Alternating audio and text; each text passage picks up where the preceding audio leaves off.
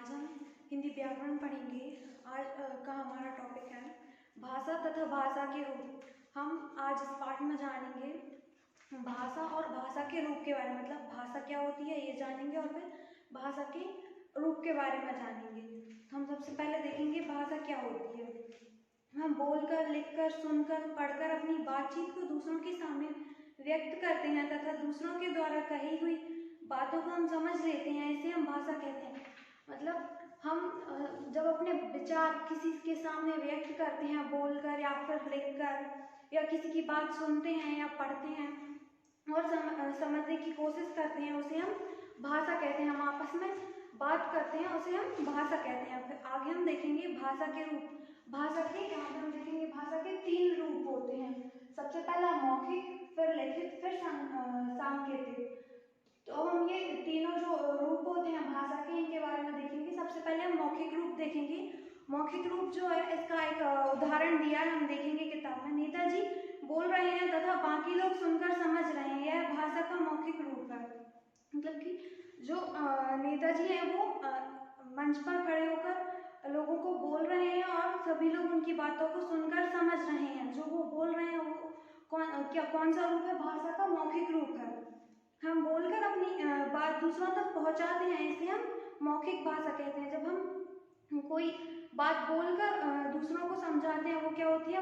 मौखिक भाषा। इसके बाद हम देखेंगे लिखित भाषा। तो सब अध्यापिका लिख रही हैं और बच्चे उसे पढ़कर समझ रहे हैं। जैसे यहाँ पर ये जो लिखा हुआ है वो क्या है? लिखित भाषा है, जिसे आप देखकर पढ़ सकते हैं। हम लिखकर अपनी बात दूसरों तक पहुंचाते हैं, इसे ही लिखित भाषा कहते हैं।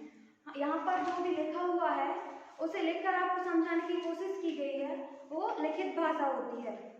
आगे हम देखेंगे संकेत द्वारा अपनी बात दूसरों तक पहुंचाते हैं, इसे सांकेतिक भाषा कहते हैं। मतलब कि हम जब कोई संकेत करते हैं, संकेत के द्वारा किसी को कुछ कहते हैं, तो वो कौन सी भाषा होती है? सांकेतिक भाषा। यहाँ पर हम उदाहरण देखेंगे। क्रिकेट मैच का दृश्य है, खिलाड़ी आउट हो गया और एम्पायर आउट होने का इशारा दे रहा है। सब एम्पायर का संकेत देखकर उसकी बात समझ रहे हैं।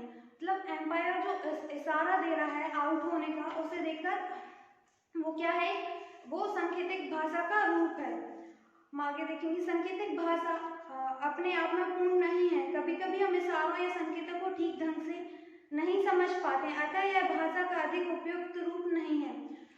कई बार जब कोई कुछ संकेत देकर कुछ समझाने की कोशिश करता है, तो हम उन्हें वो जो संकेत दे रहा होता है उन संकेतों को सही तरीके से नहीं समझ पाते हैं, उनका कई बार मतलब गलत निकाल लेते हैं। इसलिए जो सांकेतिक भाषा है वो अपने आप में पूर्ण भाषा नहीं है, उसे हम पूर्ण रूप नहीं कह सकते हैं भाषा का। आगे हम देखेंगे जैसे कि हम एक भाषा में बात करते हैं, वैसे ही जो अन्य प्राणी होते हैं, जीव जंतु, वो भी बात करते हैं। जैसे कुत्ता है, वो लोग भौं भौं करके बात करते हैं आपस में, वो उन लोगों की भाषा है। जैसे बिल्ली है, वो म्याऊं म्याऊं करती है। आगे हम देखेंगे अगला हमारा टॉपिक है वर्ण एवं वर्णमाला। यहाँ पे भाषा की सबसे छोटी इकाई अथवा ध्वनि वर्ण कहलाती है। जो वर्ण अक्षर होते हैं, जैसे यहाँ पर है आ, ई, उ, ये सब क्या है? वर्ण है।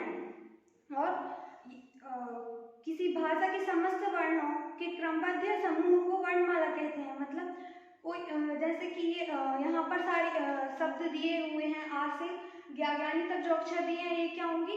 वर्णमाला होगी। और जो वर्णमाला होती है वो 2 प्रकार की होती है, स्वर और व्यंजन। आ से जो औ तक के जो वर्ण होते हैं वो स्वर होते हैं, और फिर का से हा हलवाई तक के जो वर्ण होते हैं वो व्यंजन होते हैं। आपको इन दोनों टॉपिक में जो कुछ भी समझ ना आया हो, आप वो हमसे ग्रुप पर पूछ सकते हैं।